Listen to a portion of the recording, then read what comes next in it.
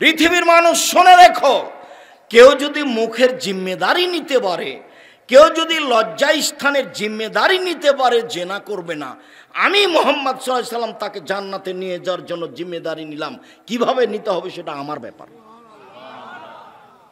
এক, মুখে বদনাম করবে না, মুখে কারো বিরুদ্ধে কিছু বলবে না, মুখে খারাপ কিছু বলবে না। দুই, জেনায় লিপ্ত হবে না। এই দুইটা কাজ ও করুক, বাকিটা আমি করব। আমার আর আপনার দুইটা, আর আল্লাহর নবীর একটা। উনি জান্নাতে নিয়ে যাবেন, আর আমাকে আর আপনাকে দুইটা করতে বলেছে, মুখ আর লজ্জা স্থান। মুখ বড় বিপদ, আপনি বুঝতে পারেননি আজকে সারাদিনে কত কি বলেছে। এই ছেলেরাকে বলছি তোমরা ধৈর্য ধারণ করো, একজন আর একজনকে বলবা সবর, ধৈর্য ধারণ করো। তার কেটে দিয়েছে, ধৈর্য ধারণ করো। সবর, ধৈর্য ধারণ করো। ধৈর্য ঘোড়ার ডিম নয়, ধৈর্য একটা জিনিস যেটা মানুষ বাস্তবায়ন করতে পারে, গরু ছাগল পারে না। ধৈর্য ঘোড়ার ডিম নয়, ধৈর্য একটা জিনিস যেটা বাস্তবায়ন করতে পারে মানুষ। কে পারে? মানুষ পারে, গরু ছাগল পারে না। গরু ছাগল ধৈর্য জিনিস বুঝে না, কাজে ওকে বুঝানো যাবে না। মানুষই ধৈর্য বুঝতে পারে, মানুষই এর বাস্তবায়ন করতে পারে। সম্মানিত দিনী ভাই বোন, রাসূল সাল্লাল্লাহু আলাইহি সাল্লাম একথা বলছেন, তোমাদের কি হবে, যুগের কি হবে, তোমাদের কি হবে, যুগের কি হবে, তোমাদের কি হবে, যুগের কি হবে। এদা উবকিতুম ফি হুসালাত মিনান নাস, যেদিন যুগের লোক হবে সবাই আগাছা, সবাই খারাপ, কে যে ভালো তা দেখা যায় না। মৌলানা সাহেব প্রতারণা দেয়, হাজি সাহেব প্রতারণা দেয়, মসজিদে মারামারি হয়, মাদ্রাসাতে মারামারি হয়, চেয়ারম্যান, মেম্বার, এমপি, মন্ত্রী, হেড মৌলানা, হেডমাস্টার, প্রিন্সিপাল সবাই টাকা আত্মসাৎ করে মেরে খায়। সবাই যে খারাপ, যখন সবাই খারাপ হবে তখন তোমাদের কি হবে, যুগের কি হবে, তোমাদের কি হবে, যুগের কি হবে। শোনো আবু মুসা, সমাজে যেদিন কোনো আমানতদারি থাকবে না, সবাই টাকা পয়সা মেরে খাবে, সেদিন তোমাদের কি হবে, যুগের কি হবে, সেদিন তোমাদের কি হবে, যুগের কি হবে। শোনো আবু মুসা, যেদিন মানুষের ভিতরে মতবিরোধ দেখা দিবে, এইভাবে দেখেন, দেখাচ্ছেন এভাবে, আমার দিকে দেখেন তো, দেখাচ্ছেন তিনি এইভাবে, ডান হাতের আঙ্গুলগুলি বাম হাতের আঙ্গুলের ভিতরে যেভাবে ঢুকলো, মানুষের ভিতরে মতবিরোধ সেভাবে ঢুকবে। এই সামান্য প্রোগ্রাম তো কিছু ছেলে বলছে এখানে, কিছু ছেলে না ওখানে, ওখানে করবো। আর মুরব্বী বলছে এখানে, আর ছাড়ো মুরব্বীর কথা, ওখানে করব। কেউ কাকু মানে না। মসজিদে মারামারি লেগে গেছে সামান্য কথা নিয়ে। আর মাদ্রাসার অবস্থা তো আপনি দেখতে পাচ্ছেন, আর সামাজিক অবস্থা তার ঢাকা নাই, সবাই দেখছে সামাজিক অবস্থা। আর আমি তোমাকে তো খুব ভালো চিনি, আজকে তুমি বসে আছো, কালকে তুমি একটা সিগারেটের জন্য আগেই থাকবে। যখন তুমি মোটর সাইকেলে যাও না, আমি গাড়িতে নিয়ে আসি, তখন আমি তোমাকে দেখি, তুমি না জানি কি, তুমি ওখানে গেছো কেন, ইমানটা হারাতে? কি হবে ওখানে গিয়ে তোমার? সম্মানিত দিনী ভাই বোন, আজকের আলোচনার শেষে এসে যে হাদিসটি পেশ করতে যাচ্ছি, এই হাদিসটি অতীব গুরুত্বপূর্ণ। এই হাদিসটির প্রতি খুব ভালো করে খেয়াল করবেন। আর যাওয়ার সময়, এই ছেলে, যাওয়ার সময় সবচেয়ে যেটা গুরুত্বপূর্ণ বিষয় মনে রাখবেন, সেটা হলো অন্তত একটা মাসিকা লিতেসম পত্রিকা নিয়ে যাবেন। এর পিছনে লক্ষ লক্ষ টাকা খরচ আছে। আজকের আলোচনা আছে উপদেশ বই, নামাজের ওপরে এবং হাত তুলে দোয়ার ব্যাপারে। যত বই পুস্তক আছে, বইগুলি আপনাকে মূল্যায়ন করতে হবে, আপনার ঘরে লেখা। কাজেই যাওয়ার সময় সব বইগুলি মূল্যায়ন করবেন। রাসূল সাল্লাল্লাহু আলাইহি সাল্লাম বলেছেন, কেউ যদি নির্জনে আল্লাহকে ডাকে, তার চোখের পানি যদি ঝরঝর করে ঝরে, তাহলে সে বিচার মাঠে বিশেষ ছায়াতলে থাকবে। থাক থাক জি, শোনো, যেদিন মতবিরোধ এমন হবে, সেদিন তোমাদের কি হবে, যুগের কি হবে, তোমাদের কি হবে, যুগের কি হবে। বলেন আল্লাহর নবী কি করতে হবে? এই যখন বলেন কি করতে হবে, তখন তিনি বললেন যেটা সেটা হলো কথা। এ দেখো, মুখটা কন্ট্রোলে রাখো, তাহলে বেঁচে যাবা। 2, বাড়িতে থাকো, তাহলে বেঁচে যাবা। 3, যেটা ভালো সেটা নিও, যেটা খারাপ সেটা ছেড়ে দিও, তাহলে বেঁচে যাবা। আচ্ছা আল্লাহর নবী, বুঝলাম, ভালোটা নিব, খারাপটা ছেড়ে দেবো। আচ্ছা আল্লাহর নবী, মুখ খুললাম না। আচ্ছা আল্লাহর নবী, আমি বাড়িতে থাকলাম, বিরোধী দল যদি আমাকে বাড়িতে এসে মেরে যায় তাহলে কি করব? কথা বোঝা যায়নি? তখন আল্লাহ রসুল বলছেন, শোনো শোনো শোনো, যদি পরিস্থিতি এমনই হয় তাহলে আদমের 2 ছেলের ভালোটার মতো হয়েও, আদমের 2 ছেলের ভালোটার মতো হয়েও। আদমের এক ছেলে কাবিল বলল, এই তোকে মারবো। তখন হাবিল বলছে, তুমি মারো মারো, আমি তোমাকে মারবো না। আল্লাহ নবী কি বললেন বলেন তো দেখি? যখন সাহাবী বললেন, ঠিক আছে আল্লাহর নবী, মুখ খুললাম না, ঠিক আছে আল্লাহর নবী, বাড়িতেই থাকলাম, তো ওরা যদি এসে আমার বাড়িতে মেরে যায় তাহলে আমি কি করব? তখন আল্লাহ রসুল কি বললেন বলেন তো দেখি? তখন বললেন যে আদমের 2 ছেলের ভালোটার মতো হও। যদি মারতে আসে ঘরে তাহলে বলতে হবে, ঠিক আছে তুমি আমাকে মেরে যাও, আমি তোমাকে কিছু বলবো না। আপনি বললেই বিপদ, আর আপনি হক টিকাতে পারবেন না। আল্লাহ রসুল বললেন, মুখ বন্ধ রেখো। একথা বলছেন, সঙ্গী সাথী বলতে পারো, মানুষকে পিছন দিক থেকে ধাক্কা মেরে জাহান্নামে নিক্ষেপ করে কি? সঙ্গী সাথী বলতে পারো, মানুষকে পিছন দিক থেকে ধাক্কা মেরে জাহান্নামে নিক্ষেপ করে কি? সঙ্গী সাথী বলতে পারো, মানুষকে পিছন দিক থেকে ধাক্কা মেরে জাহান্নামে নিক্ষেপ করে কি? এ কথা বলতে বলতেই ফাঁক হাজের সেনা হোক জিভাটা ধরে নিচ্ছে। জিভা মানুষকে পিছন দিক থেকে ধাক্কা মেরে জাহান্নামে নিক্ষেপ করে। মুখ বন্ধ রাখতে হবে, তাহলে পথ সহজ হবে। বলছিলাম চক্ষু নিচু রাখতে হবে। চক্ষু নিচু রাখতে শুধু পুরুষকে বলা হয়নি, মহিলাদেরকে বলা হয়েছে। মহান আল্লাহ বলেন, অকুলিল মুমিনাত ইয়াগজুজনা মিন আবসারিহিন্না ওয়া ইয়াহফাজনা ফুরুজাহুন্না ওয়া লা ইউবদিনা যিনাতাহুন্না। মুহাম্মদ সাল্লাল্লাহু আলাইহি সাল্লাম, আপনি পৃথিবীর মুসলিম নারীকে বলে দেন, মহিলাদেরকে বলে দেন, তারা যেন চক্ষু নিচু করে, তারা যেন লজ্জা স্থানকে হেফাজত করে, তারা যেন তাদের সৌন্দর্য প্রকাশ না করে। উপস্থিত বৈঠকের মুসলিম বোন, এই মেয়ে, তোমাকে বলছি, তুমি যে ক্লাস 10-এ পড়ো, তোমার মাথায় কাপড় নাই কেন? তোমার বাপ নেই? লজ্জা পাও নাকি? জন্ম দিতে পারলে বাপ হওয়া যায়, তো পুরাতন কথা, নতুন নয়। ক্লাস 10-এ পড়ো তুমি, যেদিন 8-এ উঠেছিলে সেদিন তুমি যুবতী হয়েছ। কাকে কি বুঝাতে চাচ্ছ? রাজুলুর আইন ফিয়াহালে বাইতিহি ও মুসলমান রায়তিহি, যে বাড়ির মালিক তাকে ছেলে মেয়ে সম্পর্কে অক্ষর অক্ষরে জিজ্ঞাসা করা হবে, বিচারের মাঠে তাকে উত্তর দিতে হবে, নইলে সে তাহাজ্জুদ পড়ে টিকতে পারবে না। অল মারা তো রায়া ফি বাইতে যাও যে ওয়ালাদি, যে মহিলা তোমার মা, এই বাড়িতে দায়িত্বশীলা মহিলা, তাকে জিজ্ঞাসা করা হবে তোমার সম্পর্কে, তাকে জিজ্ঞাসা করা হবে তোমার ভাই সম্পর্কে। তোমার মা যদি যথাযথ উত্তর দিতে না পারে, তোমার মা তাহাজ্জুদ পড়ে বিচারের মাঠে জবাব দিতে পারবে না।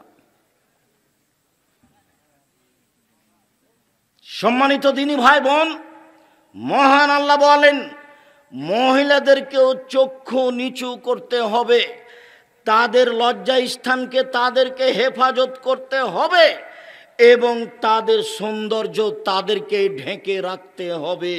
এটা আল্লাহ আদেশ করেন, এ আদেশ তাকে পালন করতেই হবে। উপস্থিত বৈঠকের দিনী মুসলিম বোন, আপনার সাথে আমার এখানে লম্বা কথা নেই, তবে এতটুক যে আপনি মনে রাখবেন, রাসূল সাল্লাল্লাহু আলাইহি সাল্লাম বলেছেন, মহিলারা যদি 4টা কাজ করতে পারে জান্নাতের সব দরজা তারা খোলা পাবে। বেশি নয়, 4টা কাজ যদি তারা করতে পারে জান্নাতের সব দরজা খোলা পাবে, বেশি নয়। 1, 5 ওয়াক্ত সালাত, 2, রমজান মাসের সিয়াম, 3, স্বামীকে মেনে চলা, 4, জেনায় লিপ্ত না হওয়া।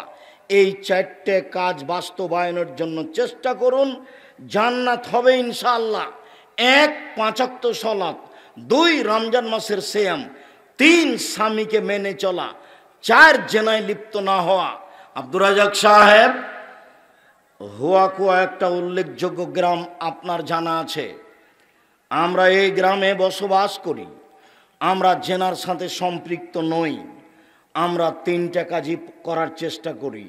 1 5 ওয়াক্ত সালাত, 2 রমজান মাসে রোজা, 3 জেনায় লিপ্ত না হওয়া। আমরা 3টাই যথাযথভাবে বাস্তবায়ন করি। 4 স্বামীকে মেনে চলা, এটা পূর্ণ পারি না। কেন? আমার স্বামীর মুখ খারাপ, ও গালি দেয়। গালি দিবেন কেন? মুখ খারাপ করবেন কেন? মুখ খারাপ করবেন কেন?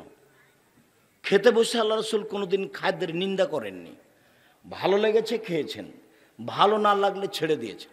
ভালো লেগেছে খেয়েছেন, ভালো লাগেনি ছেড়ে দিয়েছেন। একটা বাস্তব ঘটনা শোনা। এই ছেলে, কেউ কারোর গায়ে হাত দিবেন না। এক খেলে আমার দিকে চেয়ে থাকেন।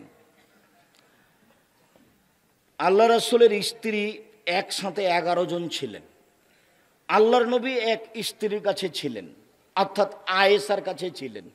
তো কোন স্ত্রী বাটিতে করে তরকারি দিয়ে পাঠিয়েছেন বাঁধির হাতে, দাসীর হাতে। তো আয়েশার ঘরে এসে ওই দাসী বাটিটা হাতে করে আছে। তো আয়েশা এইভাবে বাটিটাতে আঘাত করে বাটিটা ফেলে ভেঙে দিয়েছে। বাটিটাও পড়ে গেছে, ভেঙে গেছে, তরকারিও সব পড়ে ভেঙে গেছে, নষ্ট হয়ে গেছে। তো আল্লাহ রাসূল বাটিটা উঠিয়ে, তরকারিগুলো উঠিয়ে নিয়ে একটা ভালো বাটিতে অন্য কিছু দিয়ে ওই কাজের মহিলাটার হাতে দিয়ে পাঠিয়ে দিলেন। আর ওই ভাঙা বাটিটা তিনি নিজে জোর লাগালেন, লাগিয়ে রেখে দিলেন। বললেন যে ভাঙাটা তোমার জন্য, আর তোমার ভালোটা আমি দিয়ে পাঠিয়ে দিয়েছি, যে খাদ্য দিয়ে পাঠিয়েছে। আল্লাহ রাসূল তার স্ত্রীকে কিছু বললেন, এটা বোঝা গেল না। আমি বুঝাতে পারিনি কি বলছি। তার মানে আল্লাহ রাসূলের চোখের সামনে কাজের মহিলার হাতে বাড়ি দিয়ে আয়েশা রাদিয়াল্লাহু তাআলা আনহা যে বাটিটা ভেঙে দিলেন, তো আল্লাহ রাসূল মুখ খুললেন। হ্যাঁ, কি ব্যাপার? তুমি বাটি ভাঙলে কেন? কি পেয়েছো তুমি? কেন ভাঙবে তুমি? কোনো কথা বললেন না। পৃথিবীর সবচেয়ে ভদ্র মানুষ, স্ত্রীকে কেন গালি দিবেন? কেন নিন্দা করবেন? সে আপনার সংসারের সবচেয়ে কাছের মানুষ। মহান আল্লাহ বলেন, আমিন আয়াতিহান খালালাকুম আন খালাকালাকুম মিন আনফুসিকুম আজওয়াজান লিতাসকুনু ইলাইহা। পৃথিবীর মানুষ, তোমাদের স্ত্রীদেরকে তোমাদের থেকে আমি সৃষ্টি করেছি যাতে করে তোমরা সেখানে শান্তি তৃপ্তি পাও। স্ত্রী হচ্ছে শান্তি তৃপ্তির বস্তু, গালি দিবেন কেন? স্ত্রী হচ্ছে শান্তি তৃপ্তির বস্তু, মারবেন কেন? স্বর্ণ দিয়ে ঘর বানিয়ে শান্তি হবে না, মখমল চাদর বিছানে বিছিয়ে শান্তি হবে না স্ত্রী ছাড়া। আল্লাহ বলছেন তোমার শান্তির মাধ্যম, তোমার তৃপ্তির মাধ্যম আমি আল্লাহ তোমার স্ত্রীকে করে দিয়েছি। অজালনা বাইনাকুম মাওদাতা রাহমা, তোমাদের মাঝে স্বামী স্ত্রীর মাঝে ভালোবাসা আমি সৃষ্টি করে দিয়েছি। তাই ভালোবাসাটা বহাল রাখতে গিয়ে আল্লাহ তাআলা বলছেন, নিসাউকুম হারসুল লাকুম ফাতু হারসুকুম আন্না শাইতুম। পৃথিবীর মানুষ মনে রেখো, তোমাদের স্ত্রী তোমাদের ক্ষেত। পৃথিবীর মানুষ মনে রেখো, তোমাদের স্ত্রী তোমাদের জমি। তোমরা তোমাদের স্ত্রীর কাছে আসো তোমাদের ইচ্ছে মতো, সকালে কি, বিকালে কি, দুপুরেই কি, চন্দ্রগ্রহণ লাগলেই কি আর না লাগলেই কি, সেটা তোমার ব্যাপার। এই কথা আল্লাহ তাআলা বলেন। যেহেতু তাকে শান্তি তৃপ্তির জন্য সৃষ্টি করা হয়েছে, তাই আল্লাহ এটা ঘোষণা করছেন। সম্মানিত দিনী ভাই বোন, কখনো আপনারা ভুলেও তাদেরকে কষ্ট দেওয়ার চেষ্টা করবেন না। আর আপনাকে আমি অনুরোধ করে যাচ্ছি, আপনি আমার দিনী বোন, দেখুন স্বামীকে মূল্যায়ন করাই জান্নাত, এ কথাই ঠিক। একজন মহিলা রাসূলের বাড়িতে এসে কথা শেষ করে চলে যাচ্ছে। তাহলে রাসূল বলছেন, থামো থামো থামো থামো থামো, তোমার স্বামী আছে? জি, আমার স্বামী আছে। তুমি তোমার স্বামীর কাছে কেমন? আমি চেষ্টা করি তার সাথে ভালোভাবে চলার। চেষ্টা করো মানে বলো কি? হুয়া জান্নাতুকা নারকে, সেই তো তোমার জাহান্নাম, সেই তো তোমার জান্নাত। স্বামী তোমার জাহান্নাম, স্বামী তোমার জান্নাত, সে তো তোমার জাহান্নাম, সে তো তোমার জান্নাত। স্বামীর পায়ের নিচে জান্নাত, এ কথা আল্লাহর নবী বলেননি, তবে আল্লাহ নবী বলেছেন স্বামী তোমার জাহান্নাম, স্বামী তোমার জান্নাত। মায়ের পায়ের নিচে জান্নাত, এ কথা আল্লাহ নবী বলেছেন। মায়ের পায়ের নিচে জান্নাতে কথা আল্লাহ নবী বলেছেন, স্বামীর পায়ের নিচে জান্নাতে কথা আল্লাহ নবী বলেননি, তবে বলেছেন স্বামী তোমার জাহান্নাম, স্বামী তোমার জান্নাত। তুমি তাকে মেনে চলার চেষ্টা করো। সম্মানিত দিনী বোন, বিষয়টি আপনার কাছে আমি শক্তভাবে পেশ করে, অতীতে যা কিছু হয়েছে সেটা হয়ে গিয়েছে, আজকে থেকে আপনাকে নতুনভাবে সংসার গড়ার জন্য, কথা বলার জন্য আমি অনুরোধ জানাচ্ছি। অনেক দিন থেকে কথা বন্ধ করে রেখেছেন। স্বামীকে খাবার দেওয়ার সময় আসলে মেয়েকে বলেন তোর বাপকে খাবার দে, বৌমাকে বলেন তোমার শ্বশুরকে খাবার দাও। আপনি নিজে কোনো সময় আসেন না। এইভাবে ঝুলন্ত সংসার দিয়ে কি করবেন? এভাবে ঝুলন্ত সংসার চালাতে হবে না, ভুল পথে যেতে হবে না। সম্মানিত দিনী ভাই বোন, আবু হুরায়রা রাদিয়াল্লাহু তাআলা আনহু বলেন, রাসূল সাল্লাল্লাহু আলাইহি সাল্লাম বলেছেন, লাইসা শাইউন আহাব্বা ইলাল্লাহি মিন কাতরাতাইনি ওয়া সারাইনি। দুইটি বিন্দু ফোঁটা, দুইটি চিহ্ন আল্লাহর কাছে যত প্রিয়, পৃথিবীর কোনো কিছু আল্লাহর কাছে তত প্রিয় নয়।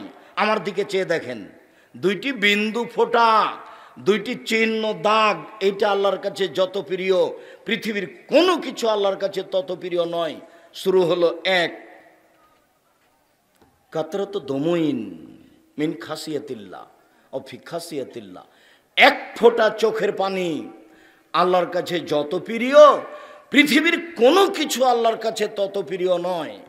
হজ বড় কাজ, কবুল হলে এক পাপও থাকবে না, সেই দিনের মতো হয়ে যাবে যেদিন তার মা তাকে জন্ম দিয়েছে।